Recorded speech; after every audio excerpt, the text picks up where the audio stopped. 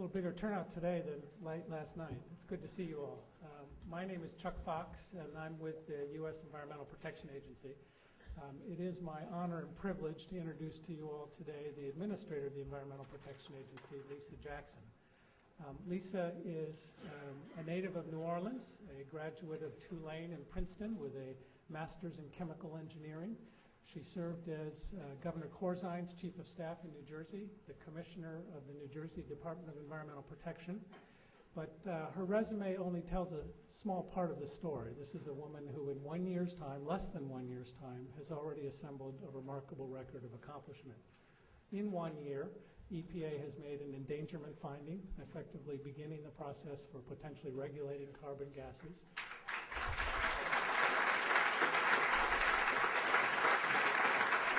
She has proposed new standards for ozone. She has turned the tide on mountaintop mining in West Virginia. She's advancing legislation to reform the Toxic Substances Control Act, received the largest budget in EPA's history, and launched 2 unprecedented place-based initiatives in the Great Lakes and the Chesapeake Bay, which I suspect you will hear more about in a moment. Ladies and gentlemen, I give you Lisa Jackson, who's accomplished more in 1 year than the previous one did in 8. Go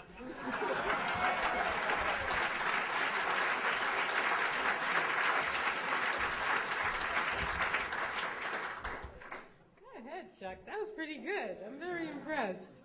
Well, thanks for that lovely introduction. I'm going to keep my tea nearby because suddenly today I've developed this, cough that comes and goes, so I don't want you guys to get worried about that. And I certainly want to thank Tony Caligiuri, Doug Siglin, and Chris Miller, the co-chairs of Choose Clean Water, and thank you so much for giving me the invitation to be here today. Now I want to start by thanking everyone who worked so hard to make this happen. Congratulations to you to Choose Clean Water for your very first water conference, and I hope that this is the first of many. It's certainly the right time for it. It's certainly the right topic. And we have much to discuss and much to work on.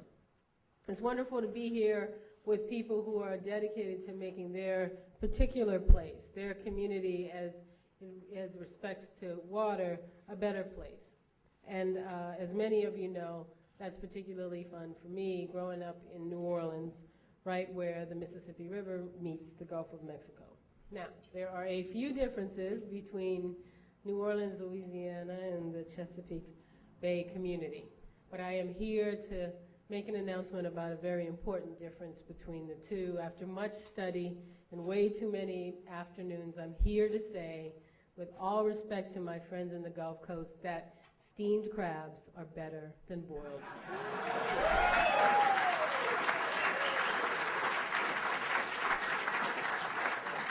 That's very tough for me, and my mother will never forgive me. Now, if you're making gumbo, boiled crabs are better. They hold the flavor. So it does depend on the end use, as is often the case in these big environmental decisions. Now, one thing I've seen in both places is a profound connection to the water. The Bay community has a history and a culture and economy all built around the water that surrounds it. And you know that better than most, that when we talk about the water that surrounds a community, we have to talk about the water's quality, the tremendous impact that water quality has on life, on quality of life, the tremendous impact that water quality has on economic potential, the tremendous impact that it can have on human health and environmental health. So the Bay and its watershed play an essential but also an irreplaceable part of the life of the area. And that's really why we're here today. It's why we choose clean water. It's why I've made improving water quality a top priority of mine as administrator of the EPA, and it's done in partnership with folks like you, not in leadership thereof. And it's deeply troubling to me that something as straightforward and valuable as safe, clean water, something we should have the luxury of taking for granted, is anything but such a luxury here in the year 2010 in this country at this time. It's anything but assured. Now, I can assure you that I and EPA have an ambitious vision for clean water, for our nation's waters in the year ahead. I don't know what it means yet on the ground, but I believe that the key to success will be taking a huge step forward, having a breakthrough, having a moment that we can all look back during this administration and say, what a moment that was for clean water. That's what's needed, because the daunting challenge ahead of us requires that kind of a solution. As you all know, today the portfolio of pollution and other challenges is actually more varied than it has ever been. With our successes on pollution have come a new range of challenges, and they're harder to deal with in many cases. Chemicals seep into our water supply now. They don't come out of the end of a pipe where we can point or from a point source is easy to find. And the old strategies that have worked and can work, provided they're properly resourced, are going to be hard-pressed to meet the new challenges ahead of us. Now, we are working to confront non-point source pollution, pollution from things like stormwater, pollution from household waste, pollution from agriculture, pollution from livestock runoff, and a range of chemicals in that pollution that have become more and more prevalent in our products, in our water, and now in our body just in the last 50 years.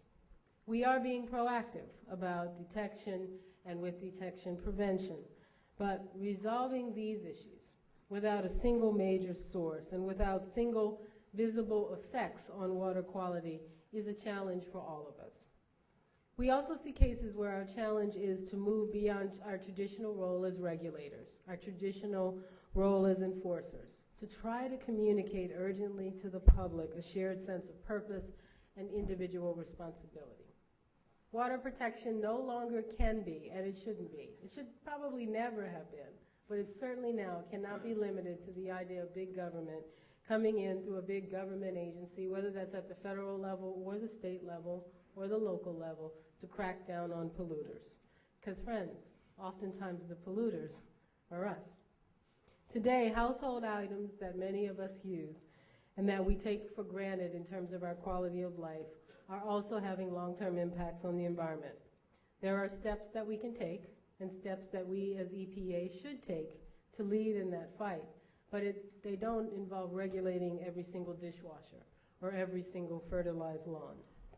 Instead, we can and must, at the same time, do more to educate people, to facilitate communication and collaboration between individuals, communities, and businesses, to help turn the absolute anger and rage and frustration that people feel at the lack of clean water into action for clean water, whether that's action on the political level, whether it's action on the education level, whether it's action on the regulatory level, whether it's action at home or on your individual homestead or farm action. And we can put environmental protection in the hands of the people so that they can help themselves. Fortunately, there are amazing ideas out there to help us along, and dedicated communities of action like the